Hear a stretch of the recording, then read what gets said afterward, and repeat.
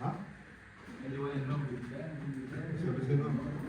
Ya, estimados, quiero ver el tema, yo de lo que viene el sábado, para que un tiro con el día sábado, como es la prueba, el sábado tenemos clase aquí a las 9, dijo supuestamente cambió el horario de 9 a 2. tengo medio escándalo con el puro día martes, ¿no? Imagínense. Bueno, sí, sería de 2:30 a 3. Te recomplicas. Entonces resulta que el día sábado, no sé, Pregunta. ¿están de acuerdo que hagamos la prueba? Sí. ¿Qué dijo que no? ¿Qué dijo que no? ¿Va a ser algo? El Ferrufino dijo que no. El Alejandro dijo que no,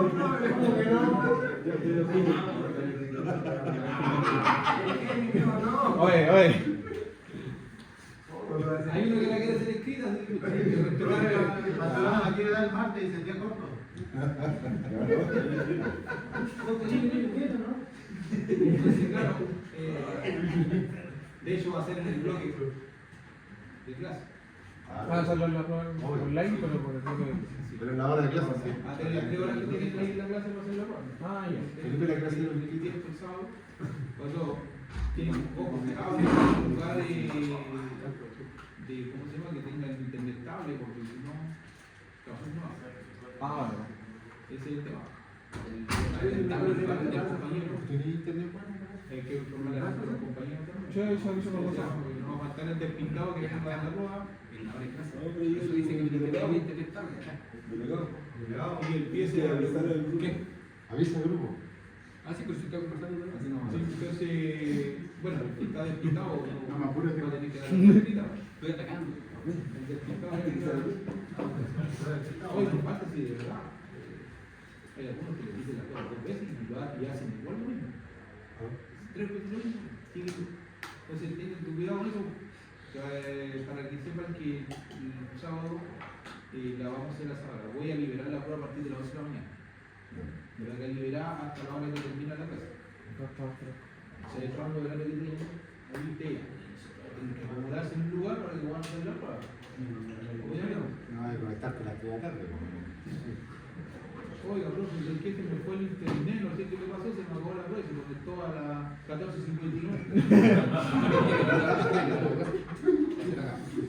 Otros van a decir, profe, que mi señora me mandó a comprar a la vega y me agarró el taco. Ah, no, esa no. Me puse a cocinar y Bueno, ojalá que vean el coro y no se les caiga el internet. claro, ojalá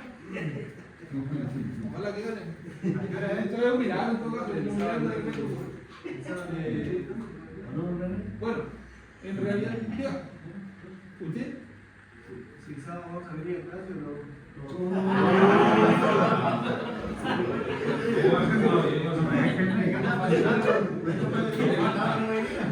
Ahí tiene una fuerte.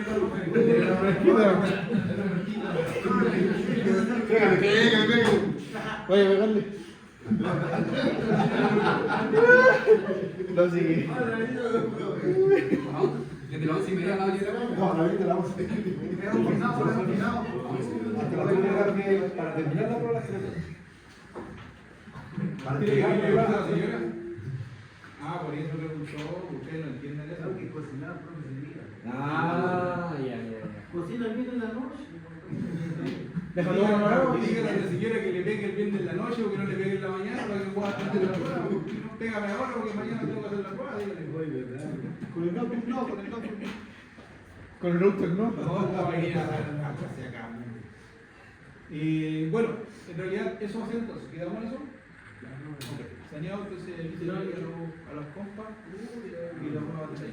Los que vienen echando al último vienen a la data presencial. Tenías tomado de la barra allá, sí.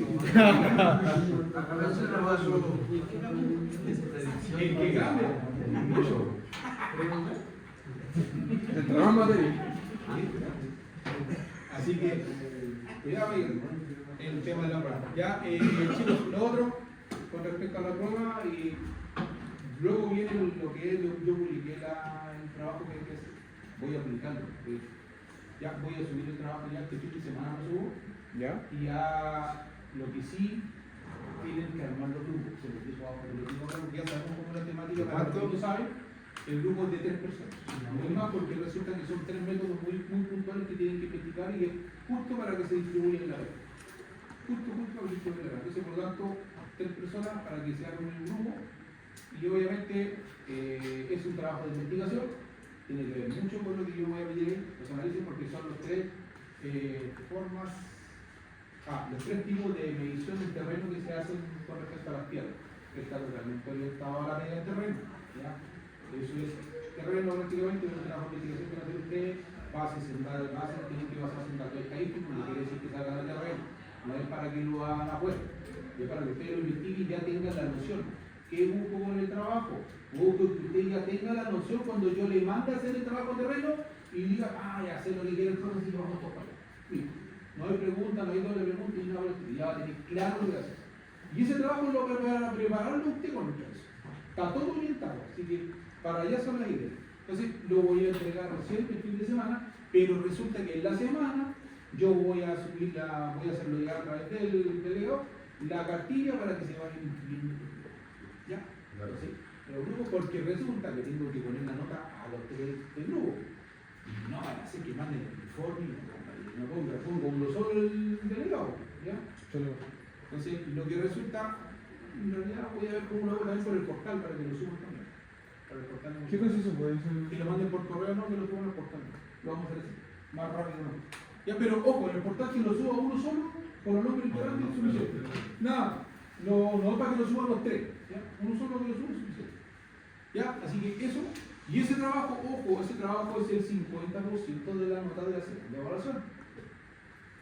Es el 50%.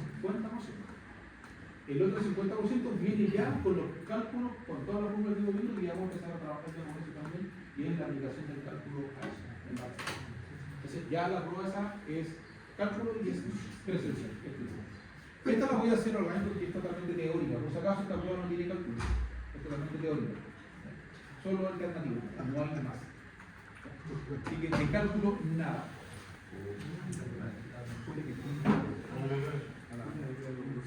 Bien.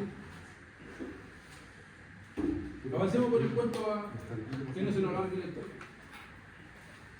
Las partes metálicas ya lo habíamos visto, ¿cierto? Los equipos con elementos del sistema, como los pararrayos, los condensadores de acoplamiento, los neutros y circuitos, ¿cierto? Cuando correspondan, los neutros de transformadores, máquinas rotatorias y circuitos secundarios de poder, ¿cierto? Ahí vemos con respecto a las condiciones de la puesta a tierra, ¿cierto? Normalmente nosotros habíamos hablado en las clases anteriores que pasaban con el aterramiento del neutro. Nuestro sistema eléctrico en Chile es en base a un sistema de protección con neutro aterrizado. Este es nuestro sistema eléctrico en Chile. Así nosotros aterrizamos nuestro sistema. O así lo protegió. ¿Ya? Entonces, ojo, eso está implícito en la norma, en la RIC 6. Ahí está.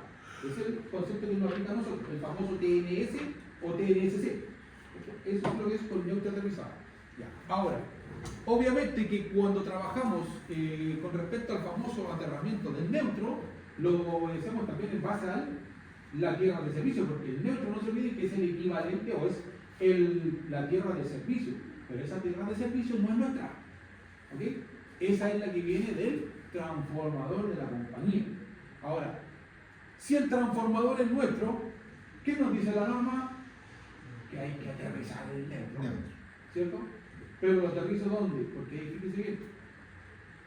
Aquí se produce un cierto grado de confusión, una pequeña dicotomía ahí en el tema, porque resulta que cuando yo compro la energía, ¿cierto? Y meto un transformador para mi industria y lo compro yo, ¿cierto? O lo compra el cliente y el cliente pone su propio transformador y no el de la compañía. Resulta que el transformador yo lo voy a comprar en base a un nivel de voltaje, ¿no? ¿En qué nivel de voltaje lo vamos a contratar nosotros? ¿Lo vamos a conectar? 13.8. 13.2. Ya, no le importa, no le ponga valor, sino que el concepto, ¿no? De media. En media, De media baja. usted la boleta le sale declarado en medio de la moneda. En BT y en AT. Cuidado. Por eso, ¿vieron tarifa? No. ¿Pero? Ya, perfecto. Entonces ahí van a caer más o menos. Pero resulta que nosotros los pliegos tarifarios, nosotros tenemos BT1, BT2, BT3, BT4 y BT4.1, punto 2 y creo que es punto 3. Después luego saltamos a AT, AT1, AT2, AT3. Me parece que es AT4 también, no, es AT3. Hasta ahí llegamos, si no me quedo corto, y resulta que nosotros compramos en AT o en BT. ¿Cuándo compramos en AT? Cuando tenemos 23 mil. Entonces, normalmente, dependiendo del nivel de potencia, nosotros compramos en AT muchas veces cuando tenemos un transformador. Porque nos sale que es más fácil meterle 23.000 voltios y bajarlo a 400 y que ello me alimenta. Entonces cambia el pliego tarifario. Pero resulta que independientemente de que si sea en 13 o en 23, el transformador, ¿en qué conexión lo configuro en el primario? En delta. Ahí viene la pregunta. Entonces, si me dice que la tierra de servicio es neutro, ¿qué hago con el delta? ¿Cómo lo aterrizo? Sí, pues si no se olviden que el tráfico.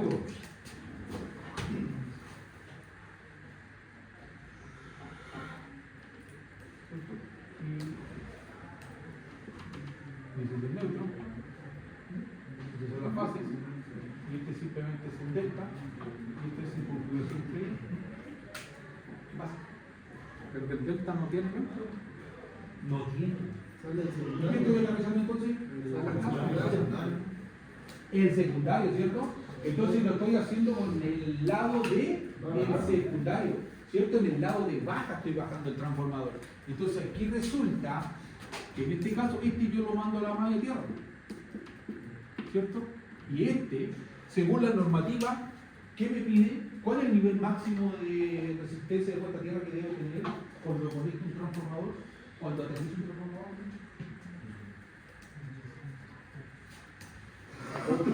La norma dice que son 5 ohms. Esa es la resistencia de tierra máxima para la tierra de servicio, cuidado. Esto es para el TS.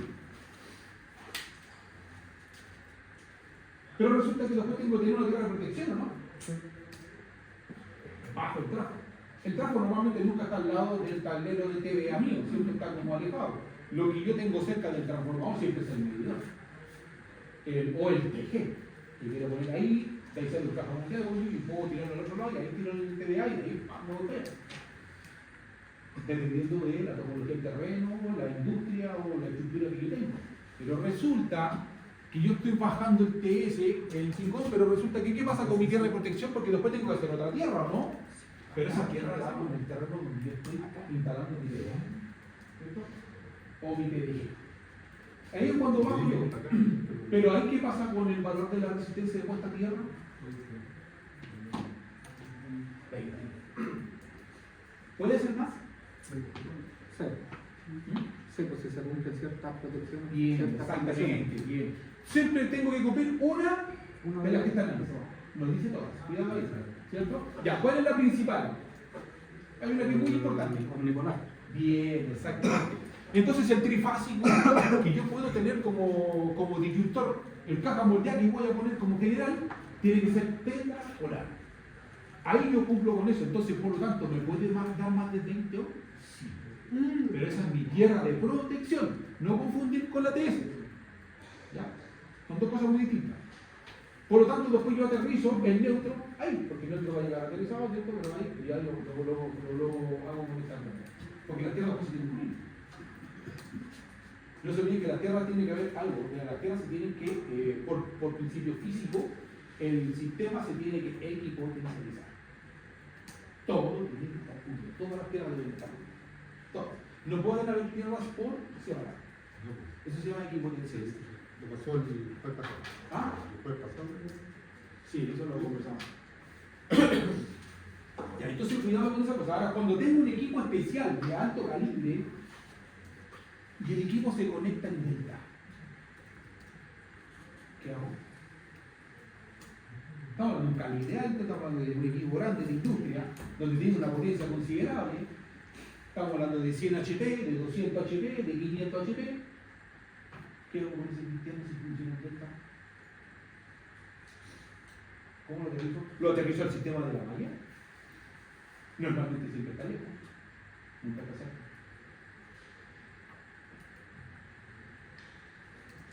Estas son instalaciones especiales. Cuando trabajo en un equipo de ese calibre, yo lo que hago, si hay una Delta, porque de ahí no sale el neutro, no hay neutro para ese equipo, simplemente son las 3 fases y normalmente siempre sale en arranque con un switchgear que tenga una distancia, ¿cierto? Hago un pastel que tenga electrónico, ¿cierto? Lo saco electrónicamente de la inercia, pero resulta que ese lo tengo que bajar ese equipo.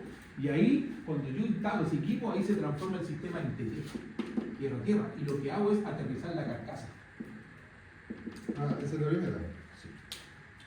Eso son condiciones especiales. Y ahí le hago una malla así.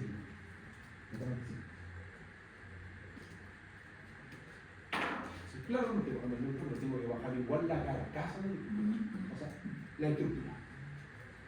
Bien, vamos avanzando con esto. Y la otra no es conectar las 3 fases, hacer un auto artificial. Ese es el otro. Otro sistema. ¿Cómo es? La famosa CISA. El CISAC. La famosa CISA. Sí. Bien. Avancemos con el temita. Ya hablamos de los neutros, entonces, con respecto a las cálculos del medio, ya ahí vemos la resistencia de la malla. Cuando empezamos a analizar la resistencia de la malla, tenemos la famosa fórmula ya. Cuando específicamente habíamos visto las constantes K entraban en el fuego K. ¿Ya? Ahora, el ρ equivalente, que es la resistividad equivalente del terreno, la S que representa netamente el área de la malla, ¿cierto? La superficie, luego viene la longitud total del conductor de la malla. ¿A qué se refiere con la longitud total? Todo el cable que se ocupa. ¿Al largo? No. ¿Al largo o al ancho? Todo lo que se ocupa el cable. A todo el reticulado que tiene el conductor. Esa es la longitud total del cable. Eso es todo. Ya. Profundidad de enterramiento, la HE, ¿cierto? ¿A cuánto va enterrada la malla?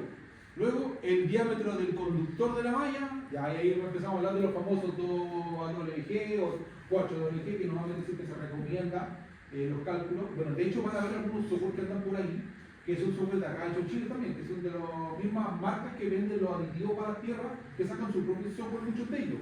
Ya, uno de los más conocidos, que sacó de la Universidad de Antofagasta, ¿cierto? El Campus, que tiene su propio software, y él dice que siempre se sugiere, fíjense, le sugiere que si te da el cálculo para un 2WG, y sugiere instalar 4WG. Ellos mismos te lo sugieren. ¿Sí? Bueno, y el A y el B, ¿cierto? Que el lado mayor y el lado menor que representa la malla, ¿cierto? El A, entonces tiene que ser seguramente la longitud de la malla, ¿cierto? El alto, y el otro el ancho. O el largo por el ancho. Y los coeficientes geométricos, que ahí empezamos a analizar los famosos K, que se corresponden a los coeficientes geométricos, y ahí vamos viendo que dependen de la geometría de la malla, pueden calcularse con las siguientes expresiones o bien obtenerse directamente de tablas. Hay unas tablas que yo después las voy a publicar. Voy a hacer otro archivo yo con esto, donde voy a ordenar claramente todo esto que hemos visto. O sea, va a ir ordenado el patrón de cálculo. Se lo voy a entregar.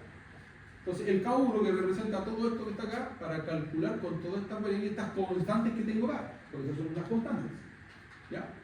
Y el K2, ¿cierto? Por lo tanto, donde S representa el área de la malla, la profundidad, ¿cierto? Hemos visto la razón entre el lado mayor y el lado menor, y la tabla de K1 y K2 que está calculada para conductores enterrados a 0,6 metros. ¿Ya?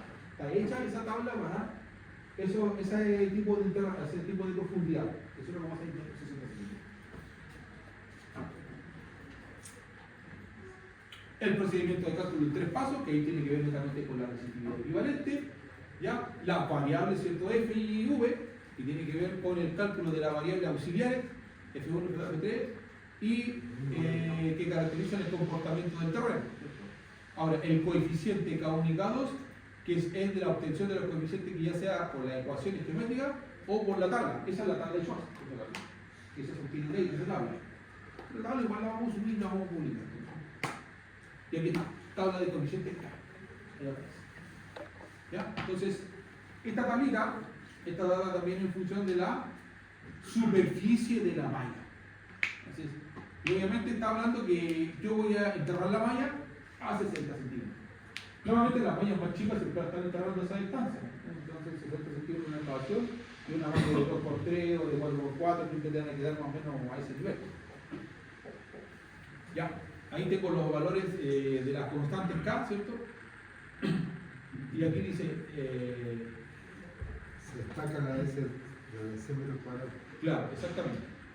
Y ahí habla con respecto de 100 metros cuadrados, que es la más destacada. Que esa corresponde a una malla de 10 metros.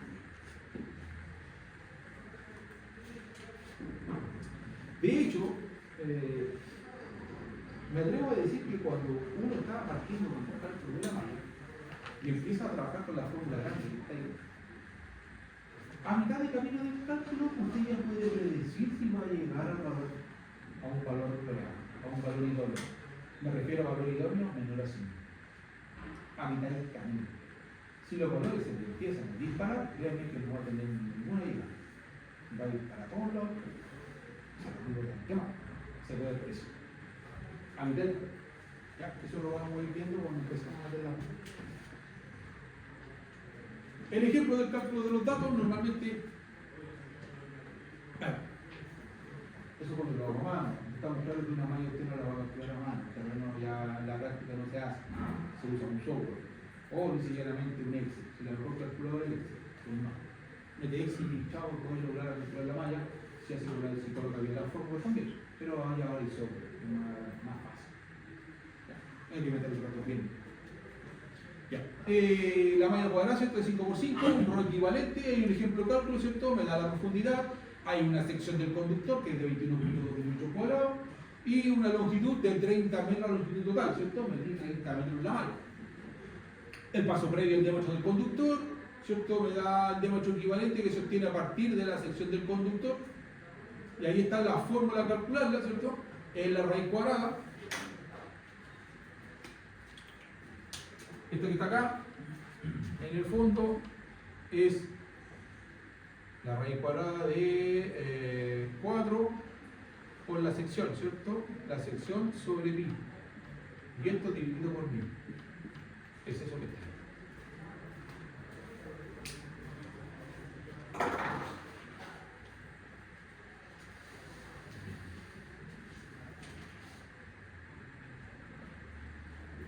Resultado, reemplazando los valores de la ecuación de Schwarz, ¿cierto? Con K1 igual a 1.11 y K2 4.57, empiezo a meter los datos acá y me da un resultado de la resistencia malla equivalente a un 2.96. O sea, más que estamos hablando de 5. Perfecto. Ahí, ojo con esto también, que tiene que meter la fórmula a Alexis, ¿cierto? Y si vamos a calcular un electrodo de manera vertical, ¿cierto? Vamos a aplicar esta fórmula, que es la resistencia la resistencia equivalente, y este es el ρ equivalente, sobre esta fórmula que está acá, ¿cierto? Por lo tanto, hay el largo, el radio del electrodo y la resistividad. Este cálculo sí lo hicimos el año pasado en protección, ya lo conocen. Entonces, no es difícil esta fórmula porque esto es netamente para trabajar con barraje, estamos hablando con electrodo de... Y ojo, miren bien, electrodo de 5 octavos, usamos electrodo de 5 octavos, hay electrodos de media. Cuidado cuando vamos a tirar un cálculo de una resistencia de vuelta a tierra con una barra. Normalmente, ¿para qué saco el cálculo? La pregunta es la siguiente. ¿Para qué saco el cálculo de una barra? ¿Qué tan simple? ¿Qué estoy buscando la música de una barra?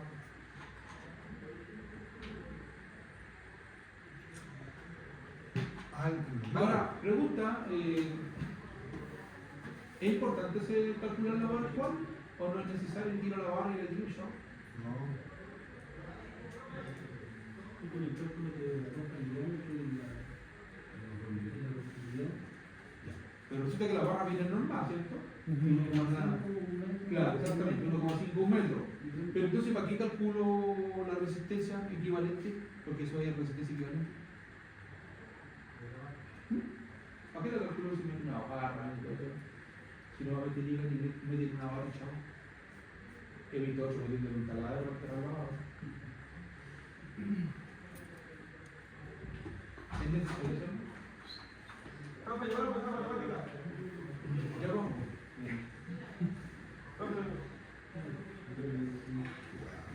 ¿Es necesario hacerlo? Yo creo que sí, porque la cantidad de metros de largo electrón.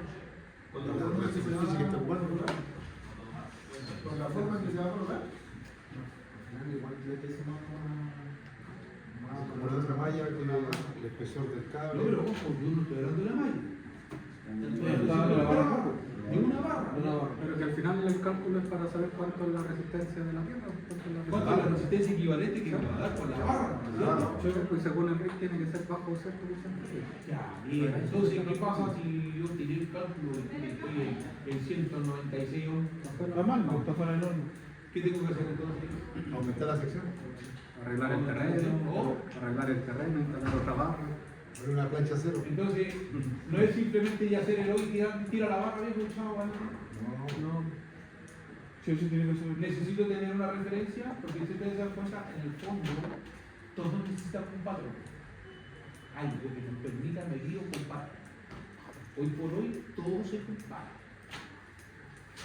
Por algo existen los rangos, por algo existe la calibración, por algo se llama parámetros, porque está establecido, hay investigaciones hechas, hay un cúmulo de cosas hechas para que yo pueda comparar y hacer o discernir entre lo que está bien y lo que está mal. Nunca voy a saber si no sé parámetros si está bien o está mal. Para mí todo va a estar bien. Pero resulta que cuando trabajan así, yo le digo, por eso digo, cuidado con los entes de oído. No, yo pues esto para el promedio.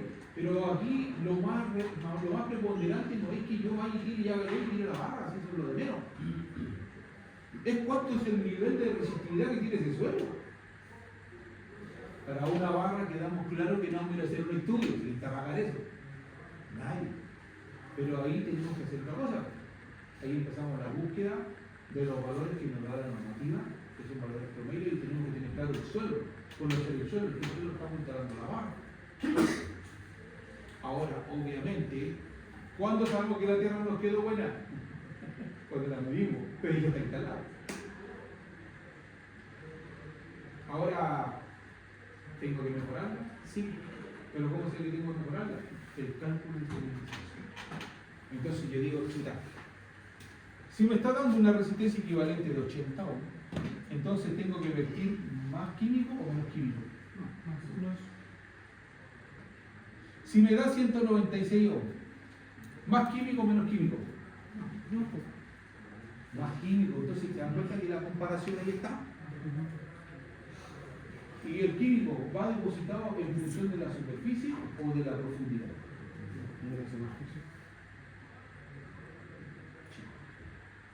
Se va a hacer la superficie. Entonces tengo que ser muy bajo para vertir más químico en profundidad. Y bien más chiquito, es menos productivo. ¿Ya? Eso es. Vamos entonces. Con respecto a esto mismo, claro, estamos hablando de un robo. Fíjate, viene un robo que está metiendo un robo de cuánto, de 100 ohms nomás. Y me da, mira, 62.9. Una barra de 5 octavos. Y me da el cálculo para el radio, ¿cierto? Y me da una longitud de 1,5 metros. Una barra común y corriente que instalamos nosotros como en una casa. 1,5 metros. Pero resulta que ¿me puede cambiar la barra si yo la instalo de manera horizontal? ¿Me puede variar el valor? Sí. Porque está en función de la superficie. Porque estoy midiendo un tubo que hago así hacia abajo, en profundidad, pero la superficie es. Entonces no está en función de la profundidad. Es el ancho.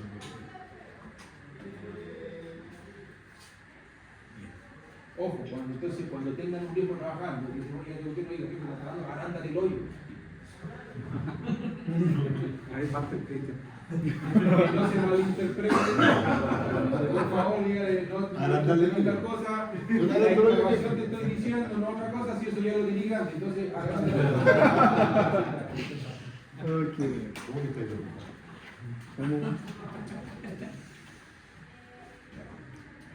Cálculo de la malla con el método Lauren. Bien. Y empezamos Y ahí está el método de Lawrence, ¿cierto? 4 milímetros más. Eso. Cambiable. Claro, el radio equivalente de la malla, la longitud total del conductor, la resistividad que es del terreno, y ahí vengo con Schwartz a Lawrence, ¿cierto? Schwartz frente a Lawrence, y hay una comparación, y el método de Lawrence es más simple y directo, solo requiere el radio equivalente y la longitud total del conductor. El método de Schwartz es más completo, pues incorpora la profundidad de enterramiento y la geometría, ¿cierto? Mediante los coeficientes K1 y K2. ¿Así? Claro, este que está acá es más completo. Pero igual es mejor. O sea, Solo los datos son más, los datos te dicen, los cálculos te dicen cuál es más preciso. uno más. Claro.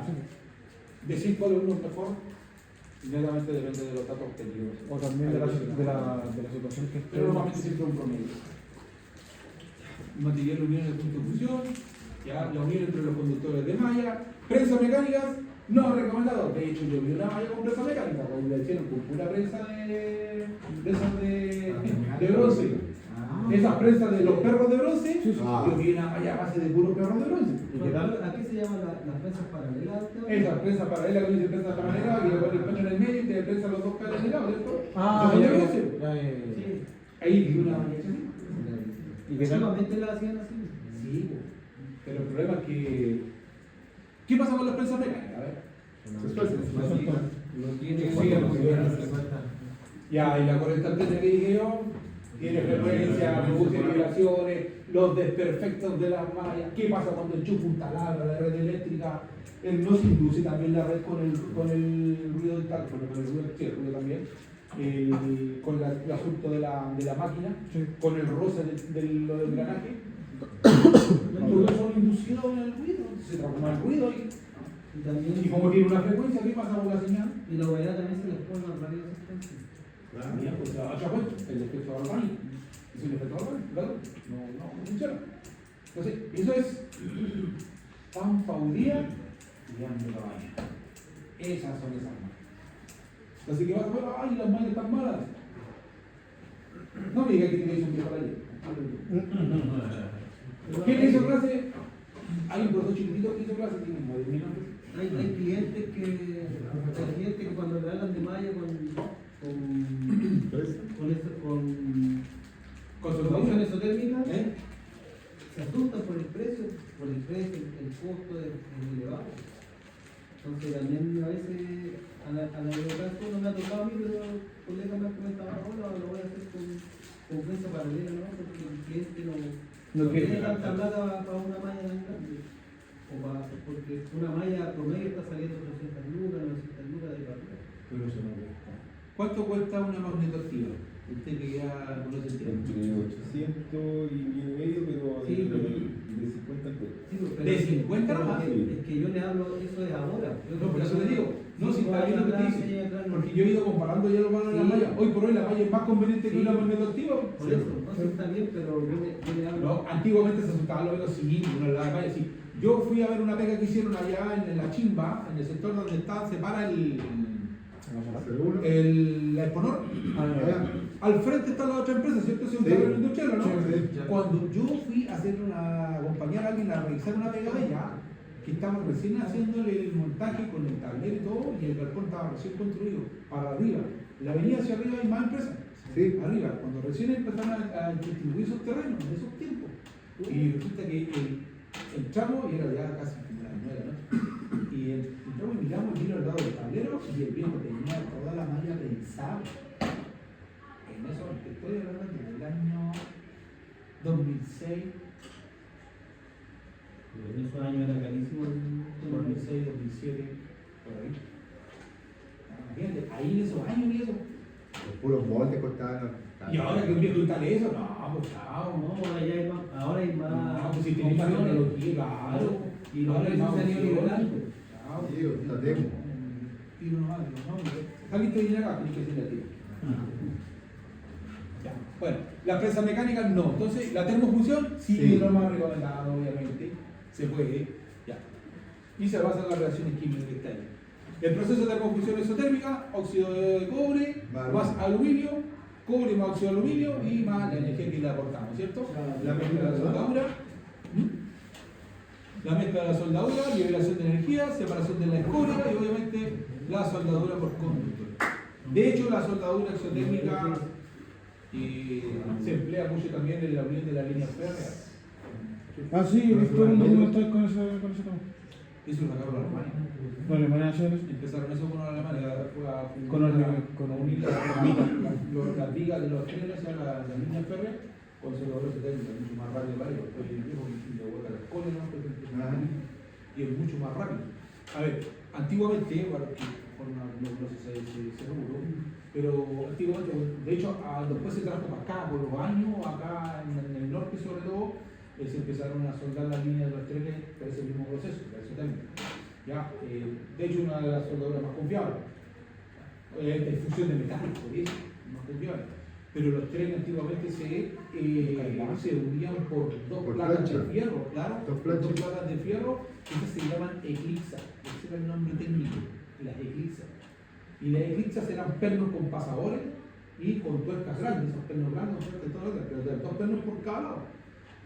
Resulta que las eclipsas después también sufrían variaciones térmicas por la intemperie. Resulta que en el desierto tenemos los climas extremos, ¿cierto? Con mucho frío, mucho calor. ¿Qué pasa con el metal? El metal se dilata, pero también se contrae. Ahí empiezan a producirse las grietas. Y obviamente terminaban quebrándose la eclipse en los tierras y ahí venían los terrenos, los terrenos de los trenes. Y ahora empezaron a traer la soldadura exotérmica para acá. Y la malla para nosotros, que cae espectacular con eso, yo recomiendo ese procedimiento. De hecho, se hace. Pero también sale una ayuda, la famosa magnetosfera también para emplazar la malla. Pero, vuelvo a insistir, no está reconocida como una malla propiamente tal para un sistema la magnetoactiva, solo como una malla de apoyo, solo como un sistema de apoyo. Por lo tanto, los moldes de grafito y puntos de medición sí, está bueno, lo tenemos que tener, ¿cierto? Disposición exigida, ¿cierto? Molde de grafito, que ahora hay uno más tecnológico, ya no tenéis que ir con el chimpero a darle inicio, ¿cierto? Pero ahora trabajan con un imitón Sí. y trabajan con una consola o con un control remoto. Sí, también a la distancia, así que no se queme. Son la marca. La calma. No, pero hay otra marca igual que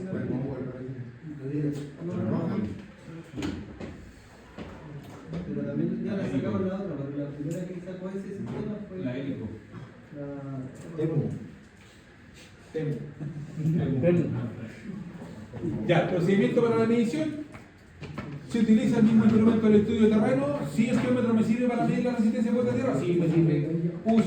Cambio el tema porque tengo que medir con 2 estacas nomás solamente.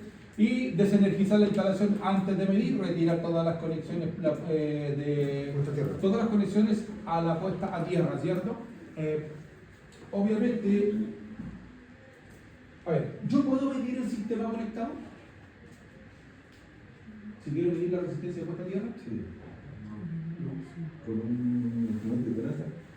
Sí, se mide. Solo que no uso el método del 62%.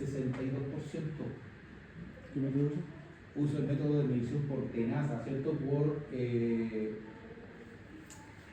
Usando como el símil de un amperímetro.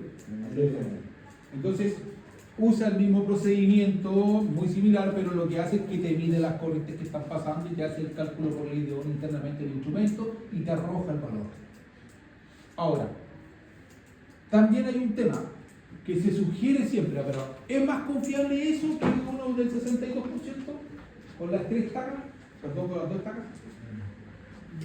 ¿Cuál es más confiable?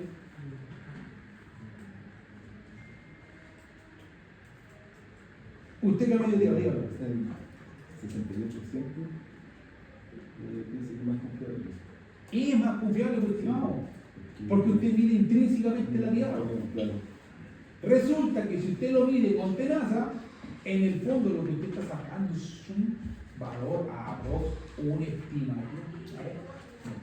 Hay dos tipos, ¿cierto? Hay una medición, hay una que es con precisión y la otra es con exactitud, ¿cierto? Hay dos formas, ¿cierto?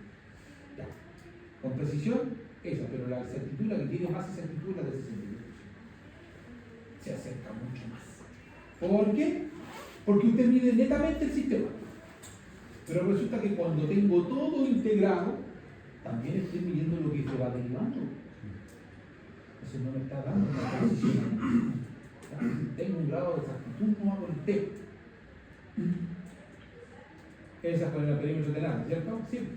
Esa. Pesca la perímetro, lo mete y listo. Pero resulta que,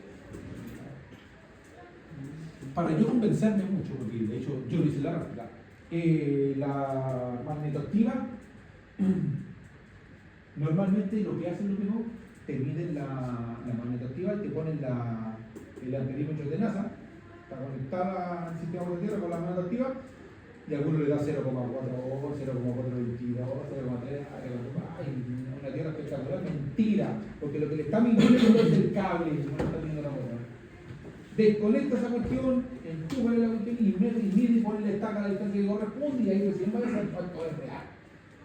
He dicho las dos cosas. Seguí puedo comprobar.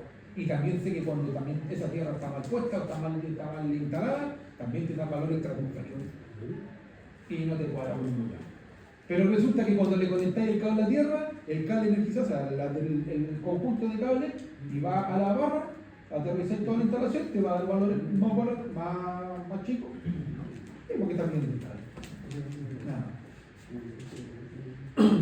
Conectan la tierra, el electrodo sería de corriente, el otro borne de corriente se conecta al terreno mediante el electrodo, y ahí está el procedimiento, ¿cierto? La regla del 62%, ¿cierto? Que tengo que tener un electrodo de potencial y un electrodo de corriente, el que voy midiendo el electrodo de corriente. El electrodo de potencial, ¿cómo lo hago funcionar ahí? Si hablo del 62%, ¿cómo el procedimiento? ¿Cómo se dispone el electrodo técnicamente? Si uso la regla del 62%. ¿Cómo lo dispongo? ¿Qué quiere decir eso? El electrodo de tierra conectado a la barra, a 6,2 metros del primer electrodo y a 10 metros del segundo electrodo. Ya. ¿Pero tiene nombre ese primer electrodo? Potencial. El electrodo del potencial es el que siempre queda un 62%, el de corriente queda. Por lo tanto, es decir que yo doy el rango de medición con la distancia, pero resulta que el que tiene que quedarse con el 62% es el electrodo del potencial. Entonces, por lo tanto, cuando yo estoy midiendo bajo esa regla para establecer la medición más precisa, me tengo que basar en una curva, ¿cierto? Hay una curva acá, ¿cierto? Hay una curva que me dice esto. Esa curva que está acá, yo tengo que medir en función de la longitud y en función de los valores. Normalmente yo tengo que ir posicionando que normalmente me tiene que dar en esta zona de acá, me tiene que dar normalmente el 62%. Por lo tanto, cuando yo tengo que medir el 62%, yo tengo que empezar a variar los valores para que tiene que ser más repetitivo. Los valores en tres rangos normalmente tienen que ser muy similares para establecer un valor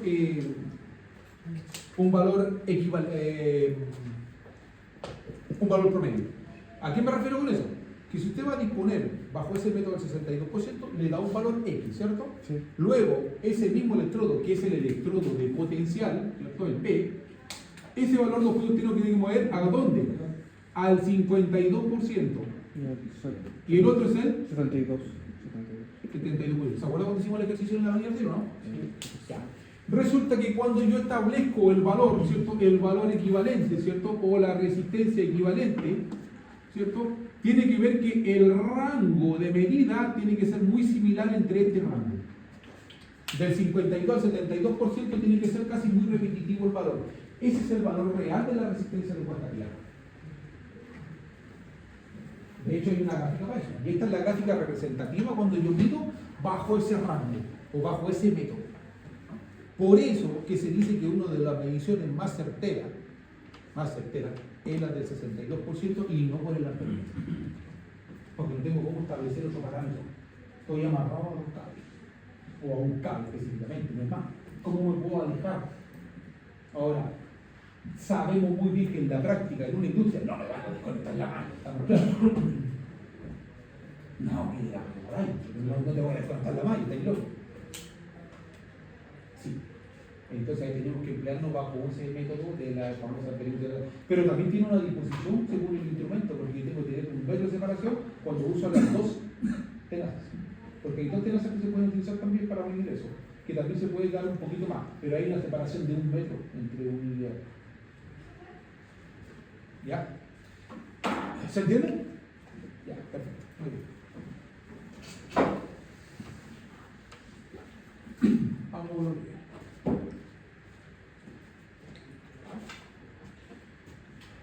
Y con respecto para la curva, ahí está lo que hice un spoiler de lo que estaba.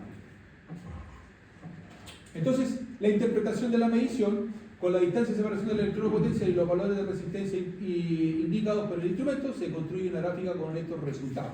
Y ahí es cuando va empezando a mover, ¿cierto? Miren la distancia del electrodo con respecto a los valores de la resistencia. Entonces, en este rango, cuando las resistencias son como muy repetitivas, le va a dar un valor X, ¿cierto? A una distancia tanto, ¿cierto? A tanta distancia ya mis valores son muy similares, ese es mi valor real de la magia. Ese es el valor real. Entonces significa bien que, si se fijan bien, en esta curva hay como una meseta, ¿o no? Ya. Esa meseta que me está queriendo decir que todos los valores están cercanos a 3. Ya yo establezco el punto de referencia de la medición. Entonces cuando tengan que hacer un informe, tienen que representar esta curva y esa curva se pone en el informe. Se pone. Porque esos son datos duros. No es verdad. ¿Ya? Porque lo analizaron profesional. ¿Cómo utilizó este ejemplo? ¿Cómo llegó a ese sector? ¿Por qué? ¿En qué se basó para que tener este valor que me dice? Esto mata cualquier regalo. ¿Sí? Esto. Entonces, ¿qué dice que usted hizo la pega? ¿Hizo cuántas misiones? Porque se quedó esa habilidad de especialista. Este viejo millón. Hizo la pega. Ya me entregó la gráfica, me entregó los resultados, me entregó el equipo, el instrumento, la marca, el modelo, todo. La fecha, la hora. Eso es una base técnica para tener un informe técnico. Para todos los. No es pescar y medir una vez, no hay medio tanto. Para una casa así, pero para eso no, para una industria no. Ya, entonces, acá, donde la curva adquiere un valor horizontal, ¿cierto? Sostenido, son la de meseta, ¿cierto? Y se entiende que ese valor es el de la resistencia de puesta a tierra, ¿cierto? El estudio. Ahí está.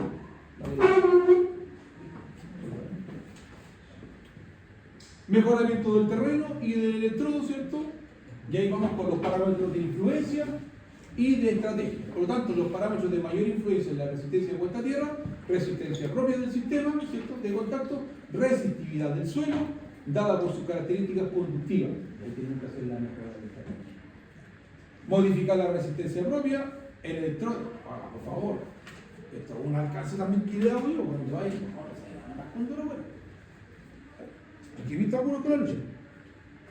Cuando ustedes hablan de una resistencia de puesta a tierra, tal en una barra, no se olviden que eso tiene que sacar de foto. Y cuando ustedes hagan foto, tienen que sacar de foto al medidor, al valor que da, porque cuando usted declare, tiene que darle la foto.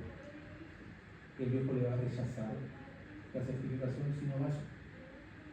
Ay, me olvidé, va a tener que ir a verla. Mande la foto. Y ojalá sáquela al lado de la barra. Pero un consejo. No le saquen foto con la manguera puesta en choloy. Que vistas me hicieron un bolón. Dios mío. No le saquen foto con la manguera con agua en choloy de la barra. No. Si usted tiene que salir fuera, no importa que la haya borrado, si estamos claros.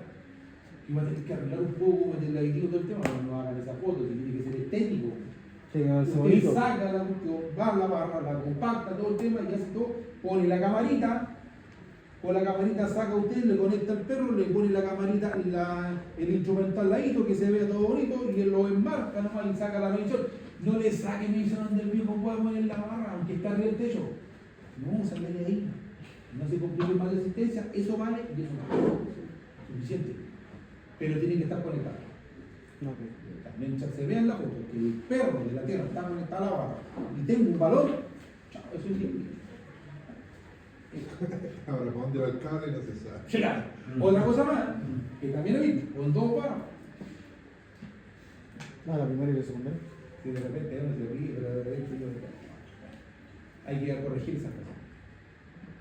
Si usted va a instalar 2 barras paralelas, está preocupado por el valor que le va a dar. Netamente cuando pasa eso, porque no tiene confianza en lo que está haciendo. Eso es simplemente dudar de lo que hizo. Si usted sabe que está en función de que tiene un terreno más o menos complicado, que ya sabe que la cuestión es medio, pero cosas, macho, y métale más no se va a complicar esa cosa. Métale más el tiro, el ancho, la barra en medio, y la si tiene una duda, si tiene, obviamente, que se terreno me va por tanta barra, le meto dos barras. Si no se lo impide nadie. Dos barras, una tubería por debajo, se conecta, se terminó el puesto. Pero no me haga un trenzado de cable mía de ese de 2,5 y me hace una 3 y me completó una barra con la otra. No me haga eso. Y más encima le saca foto. No, pues si tiene que usar un cable como corresponde. Use un cobre del nodo, no te va por el chorro de la barra. Eso es todo. Técnicas para eso. Tengan cuidado con esas cosas. A veces la gente algunos técnicos se pegan un tiro en los pies solitos. Si nadie lo aprieta, pero solito se acusan. Entonces, cuidado con esas prácticas. Hay que ser un poquito más avispado. ¿Ya? Entonces, me interesa el instrumento y la visión. A lo mismo con el cuerpo. Usted dice igual que está mintiendo. Y eso es todo. Está bueno. Porque obviamente usted lo va a certificar. Usted también se va a casar si lo hace mal. Pero si usted lo mire y está bien, y está tranquilo, no tiene que buscar muchas cosas. No es necesario. Entonces, cuidado con esas cosas. Y obviamente sale la cuestión del agua. Y menos la cerveza al lado de la barra. Aquí. Deje el chop al lejito. Bien, los parámetros de influencia estratégica, ¿cierto? Vamos a ver, modificar la resistencia propia, modificar la resistividad, ¿cierto? Las sales químicas para aportar iones al suelo, derivados del carbono de baja resistividad y arcilla osmótica de barra química. Algunos todavía están en la prehistoria de algunos hijos que le tiran carbón. ¿Carbón? Sí, carbón. Sí, pero ese carbón se corresponde receptivo en un punto. Si a mí se te puede meter un carbón de punto. 100% no lo es. Si te está pidiendo iones, si la tierra tiene que estar ionizada. Ahí está la explicación. Electrodos verticales en paralelo, aquí lo que conversamos, ¿cierto? Hay una constante K, ¿cierto? Y hay una constante de combinación en paralelo, si se dan cuenta. La constante de combinación, la resistencia equivalente de un electrodo. N, número de electrodos en paralelo, ¿qué pasa cuando tengo dos? 1 punto y tanto, punto 3, 1.3. Sí, quiero 1.3, pero resulta que me falta el rol de la Tierra. Esos son parámetros realmente, claro, un terreno perfecto me daría eso. Un excelente terreno, pero no es así. Dos en paralelo, andamos dependiendo del terreno. Menos de los 20, pero para tener ese nivel de resistencia. Bueno, en el norte no, es difícil.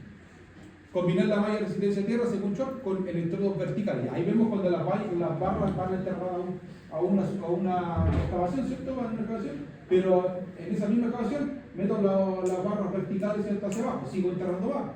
Es cuando tengo más estrato.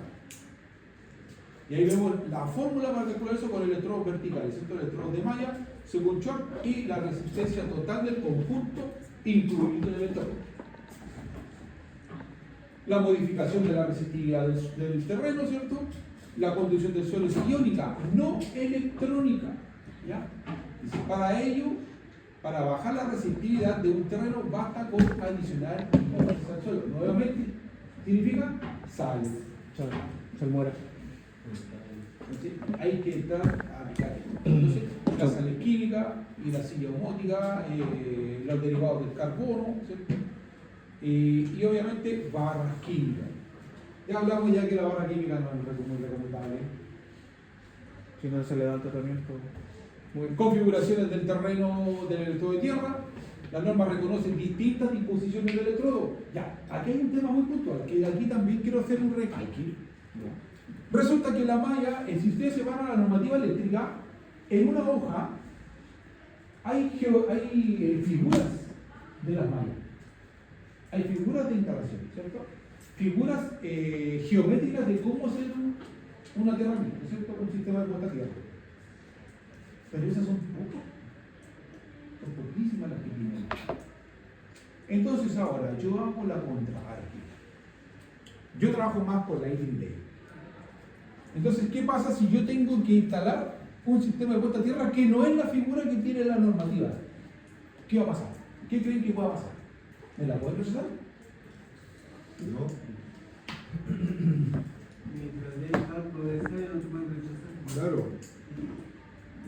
Una, mientras del cálculo, pero también hay una que es fundamental, la misma, que hemos hablado siempre con la nomenclatura. ¿Por qué no calza perfecto como para una única resistencia de puesta a tierra, como un sistema de tierra? no. ¿Qué condición no tenía con respecto a la masa?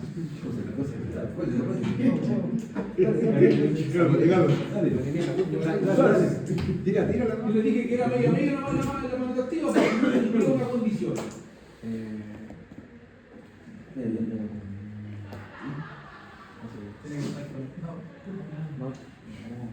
Creo que grabarla. ¿Está certificado? Aparte de eso, No la reconoce, pero ¿por qué no la reconoce? Porque hay un fundamento, si no es que digan que no es porque se le ocurrió decir no. ¿Cómo justificar matemáticamente el cálculo? Exactamente. Entonces, por lo tanto, si yo voy a instalar una geometría distinta, pero que sí está reconocida bajo la norma IEEE, ¿cierto? Pero que en la IEEE sí está, hay una fórmula matemática que me lo representa. Entonces, cuando yo declare una geometría distinta a la que no está ahí, yo pongo la fórmula, porque tengo que declarar, tengo que hacer el cálculo justificativo de esa malla. Si yo la gráfico y especifico bajo qué norma o bajo qué punto yo diseñé esa malla o ese sistema de puesta a tierra, la normativa no le queda otra a la China que aceptar. ¿Por qué? Porque también la normativa eléctrica nuestra es dinámica en cuanto a las normativas, porque para ella o para nuestro concepto en Chile prima la norma más segura o más rigurosa por sobre la nuestra. Entonces, si yo tengo una forma matemática de defender esa geometría, no le queda otra que aceptarla. porque estaba matemáticamente demostrado. Demostrado y también existe a nivel internacional y está reconocida en el derecho. Por eso yo trabajo en la IEEE. No me baso con la norma. Pues si tengo que agarrarme con cacho con ello, yo le tiro toda la batería de datos que tengo y ahí chao, porque yo no la cacho. Esta norma no es porque esta norma, la norma que tenemos nosotros es un refundido de varias normas que tienen a nivel internacional. Sobre todo, nosotros estamos basados, la norma nuestra está construida sobre la norma, parte de la norma americana y parte de la norma europea. Y no se olviden que tenemos mucho de la norma de los españoles también, tenemos mucha influencia también de los españoles. Y la norma UNE, que es la Unión Europea. Entonces tenemos mucho vínculo con esa norma y nosotros nos rige mucho también la norma, parte de la norma americana. Entonces, eso hace que nuestra normativa sea dinámica en ese aspecto y adaptable. O sea, va a primar siempre la más rigurosa. Por eso que la minería, ¿qué pasa en la minería? Por eso que algunos dirán, oye, ¿por qué no se rigen por la norma chilena? Porque no es tan rigurosa como las que traen de afuera. Entonces, ¿qué te pasa? Que la minería que está en la Ezequiel, la NEC, la IBC, la NFPA por el concepto de seguridad, ¿cierto? La IEEE. Lo que nos pasó en el proyecto con el otro bloque, ¿se acuerdan? Cuando nos dijo de la norma internacional, en la disertación del proyecto. Ah, sí. Exacto. Entonces, ¿qué pasa con eso? Que yo tengo que la norma chilena no tiene que dar un segundo plano. Por eso que en minería prima, la norma chilena sí, pero hace otra cosa. Pero para elementos más grandes, chao, la norma chilena queda afuera. Entonces usted tiene cómo defender su proyecto, claramente, pero siempre tiene que basarse con un fundamento matemático y un cálculo justificativo. Por eso se llama cálculo justificativo el apartado, porque usted justifica lo que hace. Con eso es irrebatible. Se puede agarrar con el que quiera de la hacer, pero bueno, es humano. Bueno, electrodo enmayado, electrodo radial, electrodo anular, que ya lo vimos también, ¿cierto? En círculo. Y el resumen de fórmula por el capítulo que estamos viendo ahí, con respecto a la malla de Short, ¿cierto? El coeficiente K2, el coeficiente K1, el electrodo vertical, vemos la malla de Laurent y el electrodo en paralelo, ¿cierto? La forma de calcular por nuestro paralelo. Ya. Comparación de los métodos de cálculo. a terminar, vamos terminando la PPT. Vamos a la 38 y no le queda nada. Y malla horizontal, ¿cierto? La del rho equivalente. Vemos el nivel de precisión, cuidado acá, porque este es un punto a realizar. Schwarz, si se fija bien, cuando usamos el método de Schwarz, por el cálculo, miren, el nivel de precisión es alto. Entonces, cuidado cuando empiezan a buscar los métodos de cálculo, ¿ya? El Auren, medio, ¿cierto? Y vamos con el electrodo vertical por electrodo, netamente precisión por electrodo, barra única. Es el que usamos para el electrodo en paralelo, varias barras, el número de electrodos con una constante K, una mejora. Eso es una mejora de la resistencia equivalente que le dije. Eso es todo. Cuando yo les dije, acópleme otro electrodo o una barra, si está una medio malito, vale, otro barra. Dejó la resistencia equivalente. Claro. Y la combinación entre malla y electrodo, que esa tiene que ver muy alta, sí, por supuesto, ya cuando logramos una mejor resistencia equivalente. Glosario del término, bla bla bla, y buena práctica, y bla bla, y ahí termina. ¿Está bien? Listo para la prueba. Muchachos, compañeros, yo el otro día puse en el grupo de WhatsApp por el tema del otro compañero Guillermo que está implicado hace mucho. Entonces quería preguntarle si es que podemos entre todos juntarle unas lujitas para poder demostrarle la semana de arriba. Lo que puedan, porque tú sabes que la situación